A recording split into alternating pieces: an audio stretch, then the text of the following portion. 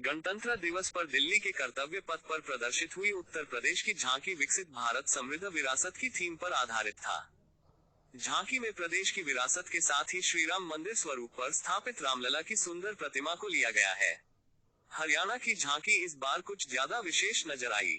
दरअसल इस साल हरियाणा की झांकी का विषय मेरा परिवार मेरी पहचान रहा। ये हरियाणा सरकार की एक योजना है। ये झांकी हरियाणवी महिलाओं के सशक्तिकरण के पारंपरिक प्रतीक के रूप में तैयार की गई थी। पिछले 3 वर्षों से दिल्ली में कर्तव्य पथ पर होने वाली गणतंत्र दिवस की परेड में ओडिशा की झांकी हिस्सा नहीं ले पा रही थी। लेकिन इस बार गणतंत्र दिवस के मौके पर कर्तव्य पथ पर ओडिशा की झांकी देखने को मिली। इस झांकी के जरिए प्रदेश की पुरानी विरासत को दिखाया, जिसमें शिल्प गांव रघुराजपुर की विशेषता वाली झांकी भी को होगी।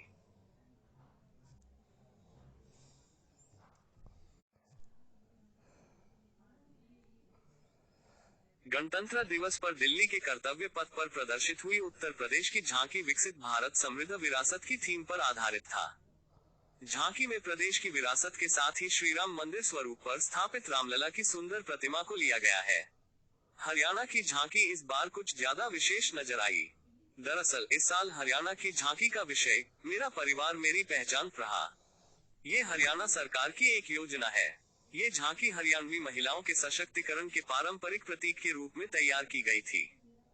पिछले 3 वर्षों से दिल्ली में कर्तव्य पथ पर होने वाली गणतंत्र दिवस की परेड में ओडिशा की झांकी हिस्सा नहीं ले पा रही थी। लेकिन इस बार गणतंत्र दिवस के मौके पर कर्तव्य पथ पर ओडिशा की झांकी देखने को मिली। इस झांकी के जरिए प्रदेश की पुरानी विरासत को दिखाया, जिसमें शिल्प गांव रघुराजपुर की विशेषता वाली झांकी भी को होगी।